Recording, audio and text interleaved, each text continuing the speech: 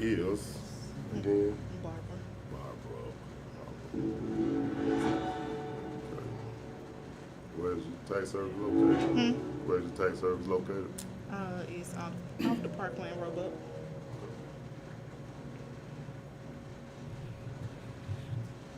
Yes, yes, yes. You see that kind of moving and all that carrying on? It's time for another episode of Barbershop Stories Podcast, episode 84. And today we're going to talk about some of this money. Merry Christmas. You know what I'm saying? Look at that, Barber. Look at the back there. Look at that. Yeah. We live. Come on in. Come on in here and let's discuss or give us a little input. Yep. Hey. Ask a few Barbershop questions Stories. about these taxes. That's right. Barbershop Stories, the podcast, episode 84. We got Mason Tax Solutions. Some information. And we got this old important woman that's talking about this money, Miss Barbara Harper. And we got K1 over here on the one of the two, or shall I say, the videography. But he is Big Weezy. Don't let him fool you. So, hey, we're going to go ahead and jump right on into it. I know we're about a minute or two late, but that's better than most niggas. They're 30 minutes late. So we're just 2 minutes late. So, make sure you like, watch, and share this post. We don't mind now. Like, watch, and share now. Like, watch, and share now. I don't flip the camera around. I ain't trying to do that, so I'm going to flip it back. All right, there it is. There it is. All right, man. So y'all come on in. Like, watch, and share the post. Go ahead and share. What up, Shirley? Shirley Jr., what's happening? Got Miss Barber in the house. What's going on? Let me come on around here. None other than Mason Tax Service. That's right. What's going on? What's happening with you, Miss Barber? Hello. What's going on? Good evening, Sam. How's it going? What's happening? What's happening? Hey, I'm gonna let this young lady introduce herself. So, Miss Barbara, we know who you are. We know a little bit about what you do, but before we even just say anything else, tell them a little bit about who you are, what you represent, and what it is. Well, I'm Barbara Harper. I am the office manager and a tax professional over at Mason Tax Services. I'm sorry, Mason Tax Solutions, my bad. Okay. We're at 9729 Parkway East, Suite 212A. I've been doing taxes for about 10 years. I've been with Mason. This is my first season with Mason, so it's fun. It's exciting. I love talking tax. I love talking money. Okay, all right. So that's a good summary there. So, all right. So let's talk money. Mm-hmm. Now, I know tax season itself done moved around a little bit. Yeah. When does tax season officially start? It officially started January the 24th. That's when the IRS opened up and started accepting our e-filings. And for most people, some people who don't claim that earned income credit and all of that other stuff, they taxes gonna start dropping soon. But for everybody who claim the child care credits, school and things like that, what's going to happen is those taxes will be dropping a little later on in February because, of course, the PATH Act. Okay. Dropping. Oh, yeah, so it's okay to be Them right. deposits going to be dropping soon. Dropping. So you can ask a couple folks to borrow some money now. It's safe to say that, huh? That done filed early. Yeah, for those that filed early, go ahead and start, getting that cash app ready. So is the cash advance still available? Because I know with Catania and several other tax services, you'll see that you can get $6,000 in a loan or an advance, whatever. That's still available too? Yes, that is still available. You can come in and apply for it. But once you do, just make sure you don't have any offsets, because if you do have offsets, like if you owe child support or any other federal or state agency, it will deny you, the banks will deny you for those advances. But you can come in and apply, and it's up to $6,000. Good time. Oh, so they almost check that almost like a credit check. So is a credit check with that, or do they base that off what you possibly could be getting? What it does is once you complete your return, of course, it's going to be based off of what you're supposed to be getting. So once the IRS has accepted it, the bank will go through their process and see if they are going to give you an advance. And if you get an advance, again, it's up to the bank's discretion of how much you can get. You can get anywhere from $250 all the way up to that $6,000. It ain't with easy money, is it not? No, it ain't with easy all money. right. I just want to be with a real bank. Now, don't bother them money. Easy money, you owe them for 993%. No, it ain't even one of those. Okay, well, that's what's happening. That's what's happening. I want to address one of these elephants in the room this tax season. What can we expect new? Because everybody been talking about, you gonna have to do pandemic money, and you gonna have to pay all this back and these food stamps back, and if you got this money and you got that money, it's gonna be on. You're gonna get took out your taxes. What exactly Okay. has changed, or What that is can we be looking for? For everyone who did the advance on the child tax credit, those people, if you opted in and you got that money, what it is that once you file your taxes, instead of you getting your full credit, so if your credit was going to be $3,000, you're only going to get that $1,500 because you already received your $1,500 prior from January until December of last year. Okay. So it's not necessarily you're paying it back. You're just not going to be able to access that part of the credit because you already received you it. already received So, it. so it's an advance, basically. Yeah, it's literally in advance. They're gonna hit a little less because you may be looking for it to be this amount because it was this amount with that credit, but now chop. So when you come in, that once you go through everything, it's gonna ask how much you receive. So if you definitely got that letter, the 6419 letter, that shows how much that you received. So we have to put that into the system to show what you already received, so you won't be trying to get that extra credit. Well, see, that's interesting now, because I ain't gonna lie. I know, like, my sister, she's a tax professional, semi-tax professional, you know, and she was saying that you could have opted out, but I ain't gonna even lie. When them $250 hit my account, I ain't getting shit back. That's mine. Yeah. Mine's what it is. That's mine. Yes, you could have opted out. You can go to the IRS.gov website and just opt out for every month, but hey, look, We'll worry about people that in needed their February. money later. We'll worry about that in February, Jack. I ain't gonna lie. Yeah, but the thing is about that, if you claim the child prior and you receive that credit, if you're not claiming that same child, you're gonna still, those people will have to pay that money back. Oh yeah. Yeah, so you definitely be looking like this. So for everybody who ain't claiming their kids, you might want to look at that. There's almost a couple of little booby traps out there and all that hoopla that was going on during the pandemic too. Yeah. So, all right, so I guess to carry on what Sam was saying now, you know about the tax credits. Like I say, that was really just kind of like an advance on what you was already getting. Yes. But as far as with small businesses, what type tax credits do we have to look forward to this year, or if any? Well, you're pretty much going to have the same credits that you've been doing. Just make sure that, for one, make sure you're a legitimate business. Make sure that you've had everything lined up. Make sure you have your expenses, pretty much you need a profit and loss statement. So make sure everything that you made, that's there, you can prove all of that. Make sure you have all of your expenses, everything like that, because a lot of people come in, just have a business and have absolutely no expenses. It's like, how you run a business with no expenses? Yeah, that's kind of odd. Yeah. So, and then do you expect to see more audits this year for a lot of these new businesses that started during the pandemic? To be completely honest, I'm not 100% sure what the IRS may want to do, but with all these businesses that are popping up, on every corner, every Facebook page, it is a possibility that they will be getting more audits. That's why I say it's always best to have everything in order. So if you do get audited, and with Macy's, we do have audit protection. So if you do get audited, you can add audit protection. So you'll have someone there to help you along the way if you do get audited. Okay. Cool. All right. Now, Ms. Shirley Jr. said, what if you didn't get the stimulus? Can you claim that as well? Of course, if you did not get that additional $1,400 that came in 2021, you can file it on your taxes and get those credits. Big of course.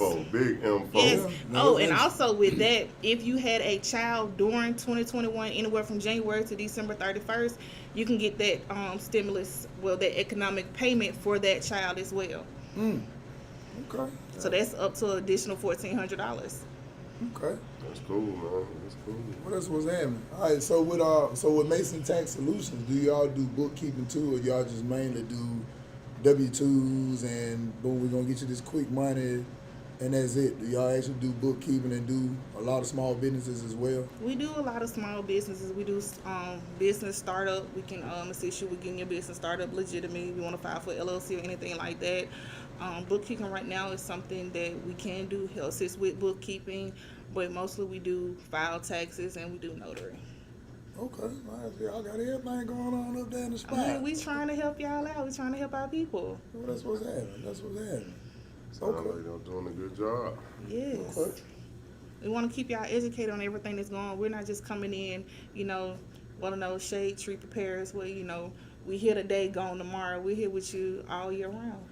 Okay. Now there's one question I want to ask. I know, when you change presidents, they always talking about the tax cut for the wealthy, right?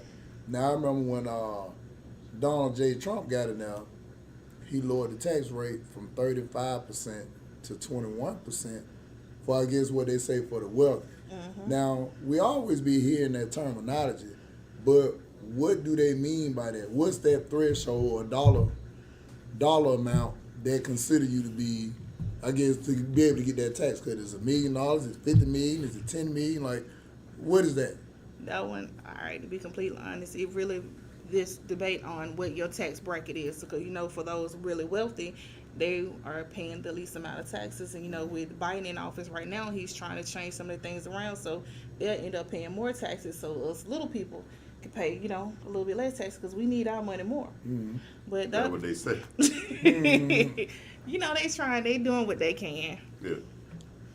Yeah, I was kind of curious about that because they always say, the tax cut for the wealthy, but I wonder what's the actual dollar amount for that because it's never really said. I mean, is it billionaires, 100 million? Is it across 500,000? Is it across a million? I see what you're saying. Yeah, because I know it's like they never really put a dollar amount on that. Because I know, like me being 100 now, shit, I know I ain't qualified. Me, these little $700 I got in my pocket, I know they ain't gonna knock nothing off that. No. Shit, it may not even tax that. I wanted to ask you about a question about okay, say a person has a business. Mm-hmm. So we have people say, okay, I'm gonna have a business and I'm gonna make myself an employee. Okay. Okay, is that just going to get your LLC and making yourself an employee, or S corp, or how you set that up? What you're going to do first is definitely go ahead and set yourself up. So if you want to be an LLC or S corp, whatever you determine what your business corporation is going to be. Okay. But then once you start bringing in income like that, you definitely want to put yourself on payroll so you can pay those, the taxes that you got to pay anyway. Because with your business has to pay taxes as well. But to help you, like you talking about, certain tax brackets, you want to keep your, your little stuff a little lower. Okay, so. it's all about keeping your personal and your business taxes separate. Yes. I got you. So if you're putting yourself on payroll, of course, it makes it look a little, you want to be legitimate and you want to look a lot good because, you getting a portion of the money. So you're not taking all of your business money and using it for all of your personal expenses. That's right. You're knowing you getting this percentage is what I'm going to get paid monthly, weekly, or whatever. And then your business expenses definitely keep those separate. That's cool. That's cool. Okay. That's cool. Barbershop Stories, the podcast, episode 84. We're sitting here with Miss Barbara Hopper with Mason Tax Solutions. How back to you, Barbara? All right. Yes, that would all make sense because you have your personal credit line, then you have your business credit line. So Yes. You they would definitely have keep them two separate. different tax. Let me ask you this. Y'all just mentioned Situation. personal and business credit line. Let's say I got my company name and business name. I get sued by Benny because of something I've done. Can he touch that? Or if I get divorced, can they touch that? So that's the thing. child When you do support, that's why touch you that. want to do a limited liability company. So if he's suing you personally, he's going to be suing you personally. He won't be suing your business. Or he sue your business, he's suing your business and not necessarily you. So that's why if you're going to have a business, make sure you have that over there. Make sure you have your business insurance and everything else set up. And then make sure, you have your personal stuff set up. So In what scenario will they be able to come at, just say the business? Like, just say they can't supersede just going across. I don't know if it's a legal question or a tax question, but you they going can't. to legal. Yes, okay, I'm going to legal.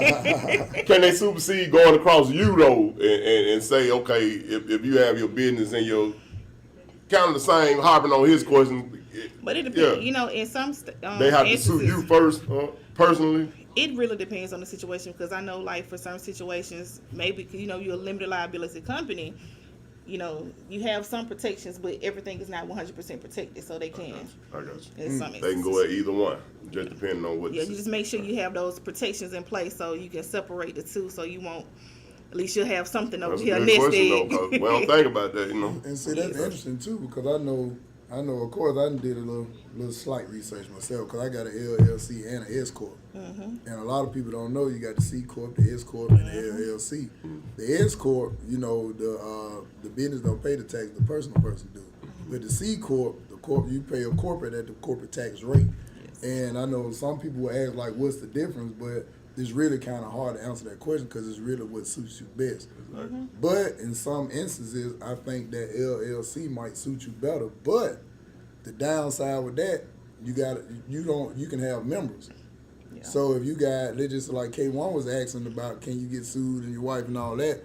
If she's a member of that, y'all may have it 70-30 or 50-50 or 90-10 or whatever. They'll both carry that same lawsuit because they're a member of that LLC or that business. Then, you know, as a small business owner, you're responsible for all employee taxes, so you're paying everything. So, you know, when you become what you're saying, you know, employee of your business, you're only paying that certain percentage. So that's a good thing there too as well. So I guess I got another question on that too. Now, as far as with giving people those 1099 forms, on that right there, can you be penalized for not giving it to them? Like, let's just say if me and you was in business, you did a lot of work for me throughout the year, and I always paid you via Cash App. But you know, you can have your Cash App set up through your account. So if I send you $2,000 a month for the 12 months, that's $24,000. If I don't send you that 1099, am I still responsible for that? Or will it show that you received that money through whatever means that they received it? Would I still be responsible, or would they be responsible automatically? You still gonna be responsible because you gotta make sure that you giving up people their 1099s and things like that. Because for one, they have to report that because they gotta pay their taxes as well. Because since you're doing a 1099, it means you giving them, hey, you're an independent contractor, you're responsible for your taxes. It's between you and the IRS. So you want to make sure that you got that off of you completely. So you make sure you give all those forms out because you know the IRS paying attention anyway. Yeah. And then I guess the second part of that question is like with Cash App now. I've been hearing rumors that people gonna have to start paying taxes on their money.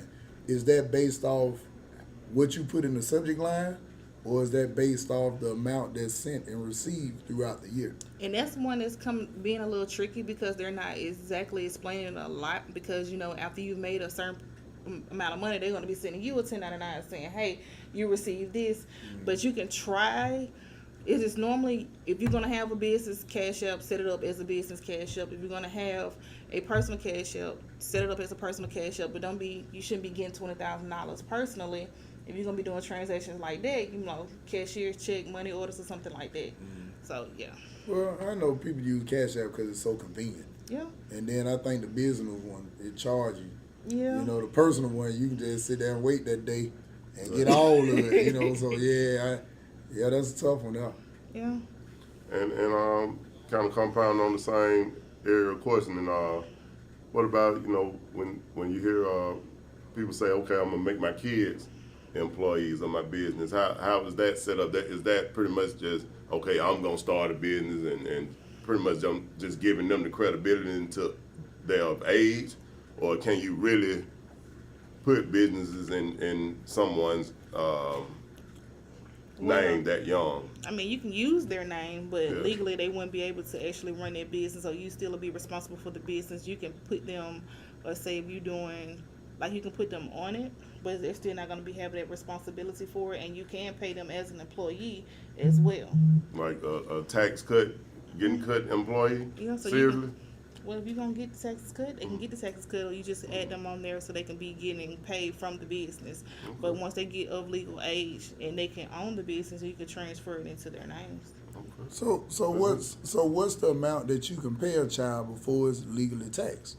Because I know it's a threshold. I don't remember that exact number, but what's, like, let's just say if my youngest daughter, if I say, you know what, I'm gonna pay her for keeping the house clean or the yard clean or whatever, what amount that I can stay up under before is even taxed on that end.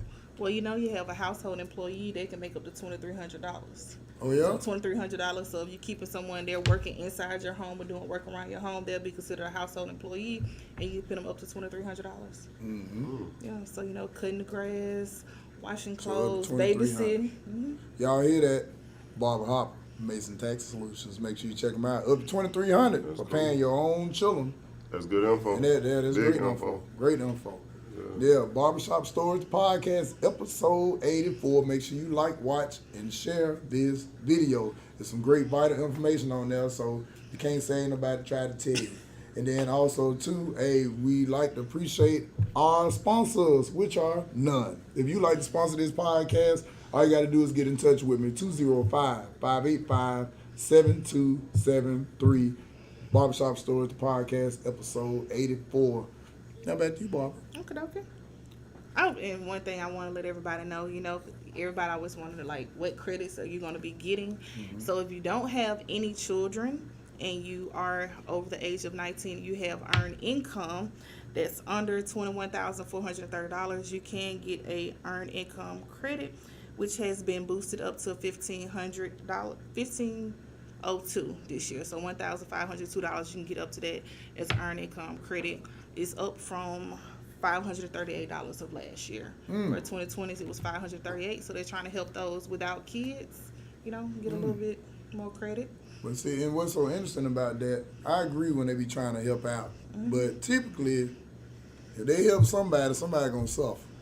So that 1502 they got from that 538, what changes on another end? Because I'm sure it's offset somewhere. Because you know, like they say, in the world ain't nothing free. I mean, the only thing about it is you can't make too much money. They dropped it on children, on claiming children a few years ago, though, didn't it? Yeah, you not know, long ago. Well, you know, you get credit. Well, you can still put, if you got 10 kids, you can put 10 kids on there. If you got 3, you put 3. But it just, I mean, you can add them all on there. I mean, you get all of the credits, but you don't get the Exactly. credits. But even for just say 1 or 2, or just say a single child, didn't the earned income credit drop maybe a few years ago or so? Or? Oh, they trying to get them back up there. So right now, if you have 1 child and you within a certain threshold, you can get up to 3,600. Okay, No, so they pushed it all back 3,618. up a little bit. Yeah. I got you. They trying, you know, they doing what they can a little bit. They, you know, throw that little bit of pennies out there, but we gonna take all the pennies we can get. Okay. All right. Well, we have Felicia Holmes. Miss Felicia, do you all have small business certified tax professionals? Yes, we are all small business tax professionals. We are certified with the IRS. And let's see, myself, I went through my USS tax school and got my certifications through the IRS. You can find them on irs.gov if you want to look them up. It is an accredited school. So our professionals are accredited. That's what time it Well, is. Hope you certified. got that info. Hope you still watching Miss Felicia and got that info she just gave you. Okay, and Lakeisha Rewind if you didn't. She said, don't know if she said this already, but can she touch on filing someone throughout the year or being exempt throughout the year? Yeah, How does that work? Let's see. All right. Great question too, Lakeisha. The best way to say, if you file exempt, that means you're not paying taxes. If you're not paying taxes, then you can't really expect a real refund because, you know, your tax refund is your overpayment of taxes. So if you come through and you didn't file exempt for 12 months, especially if you have no dependents, I can do what I can, but I'm not a miracle worker. We do the best that we can. If you haven't paid any taxes, nothing we can really do. So it's best, I personally wouldn't tell you to do exempt, but at least pay some taxes at least 6 months out of the year. Do the most that you can. So understand that you put a want little that something money on. back. Yes. Put a little something. Because on. like I said, your tax refund is a overpayment of your taxes. So if you paid nothing, you get nothing. Okay, all right. So I guess kind of the add on what she was saying, as far as with small businesses. Do you recommend that small businesses file monthly? Well, not file monthly, but I guess get in touch with y'all monthly, quarterly, or just once a year? It's best to go ahead and if you're gonna do that, you can at least give us your records. You can do it monthly, but you know you're gonna be paying taxes quarterly. So every quarter you want to be paying the IRS something, because if not, you're gonna be paying it all on the back end when you file your taxes at the the beginning of the following year. Unless you got a lot of deductions. Yeah. But see, because I know being a cash-based business, that's a little bit difficult for them to actually track. Because I know, like, you know, most people, I don't know none of those guys, but I've heard in my field that most cash-based businesses only report what goes through the account, because they really can't count what actually went through your hand as far as cash. So, like, if you made, let's just say $300,000 a year, but your account showing that you only made $124,000, most of them say they file that with a couple $1,000s. You think that's a smart way of doing it, or what do you recommend? I recommend you report all of your income that you did make. Oh, come on, Bob. Man, I'm just saying. Bob. But you got like your deduction stuff. You but, and I ain't all right, Bob. I'm listening. But I'm just saying. messing. But you have your deductions, things like that. You know they got these little apps on your phone that you can easily send somebody an invoice. Well, no. See, the reason why I was asking that, because, like I said, in most cash-based businesses, whether it's barber, beautician, landscapers, and all that. Oh yeah, it's very realistic. Yeah, I mean, because realistically, I know a lot of people are gonna say, well, this is what my bank account says. But if you know you're a cash-based business, so just try to find a way to keep track of those different things. Well, my mama used to always say, don't let the left hand know the right hand. I mean, I don't know what you don't put all your eggs in one No, basket. I mean, because I don't know too many people volunteer to say, well, I made $393,000, had $17,000 worth of exemptions, so now I got to pay all that tax. Yeah. But the thing is, like I said, have your profit and loss statement, whatever you decide that you're going to report. But no, not me. Them. I'm just saying, whatever you decide you're going to report, just make sure that you can say, hey, these are my bank statements, or these are my receipts, this is my whatever, this is what I did make. And then you're going to have your deductions or things like that. Make sure you have those. If you're paying rent on a building or whatever it is, make sure you have those. So it's easily be tracked. And so if you ever get audited. So just basically report what you can see. The tangible stuff. I mean, I ain't going to say it and lie, because we on the TV and all that. But, I'm a great guy. I try to do right. I'm God-fearing, man. So I ain't none of that. But I know that's a legitimate question, because I know a lot of people at the end of the year they go to scrambling. But to me, I think that if you're a great record keeper, you can do it once a year. Because like I suggest a lot of people that own businesses, use your debit card or your credit card to track all of that, and it's easier to get with your tax professional, because all them receipts, that's when folk go to charging you $700-800 opposed to a cheaper fee, because all your stuff is in order. Yeah, if you're going to have a business, you need to have it in order no matter what, especially because you think about this. Everybody got a business almost, and if you're trying to go out here and purchase a home, they want to know all those records. They want to see bank statements, they want to see tax returns, they want to see everything. So if you start practicing that now, you won't have to worry about it if you want to go buy a loan or anything like that, because if you don't have your business in order literally, it's not going to look like you're a legitimate business, because they're going to be like, well, why you don't know this, or why you don't have that in order. So it's best to keep everything together the best way that you possibly can, and if you can't do it yourself, hire someone to do so. Yeah, like Mason Tax Solutions. Exactly. Barber. Yes. I'll be glad to do it. Hey, you know what I'm saying? So let me ask you this though. So I know you were saying about keeping everything in order, and I agree with you 110% of the way. But do businesses still do stated income? You said stated income? Stated income, because I know in the past that if you didn't have your tax forms or whatever, they may say, well, how much you make? K1 may say, shit, $200,000 a year just to get what he want, but it may cost him a higher interest rate. Now, because I remember those days. Now, I don't know if people still do it now, because, like I say, I'm God-fearing, man. There you go. I don't do none of that. But stated income, is that a wise move to do that? Can it catch up with you later on? Or it can come bite you in the behind, so it's best to just, let's try to do right. Yes, do right. Do right. Always do right. You think some debt to income ratio investigation type stuff? What's some of the things? I just tell you like this. One thing They you don't want coming. to play with is the IRS because they going to get you. They going to get you every time. They going to get theirs. Yeah. They ain't worried about if you get yours. They want theirs. They coming. Yes. And again, I don't That's work it. for the IRS. No? I work for my taxpayers. I work for y'all. Oh, yeah, that's what's up. That's what's up. I ain't gonna lie, that's been some great info there. Great info. Anything else you want to tell the people? Because we don't want to miss nothing. We want to make sure that y'all file your taxes with Mason Tax Solution. And just ask for Barber. Yes, please ask for me. You know, you can go to our website, MasonTaxSolutions.info. Schedule your appointment. Just scroll down, book with us. We have several tax professionals who are ready to assist you. Again, we're tax professionals. We're here for you all year round. We won't just leave you high and dry in the dust. And again, we are Mason Tax Solutions, 9T729 Parkway East, Suite 212A.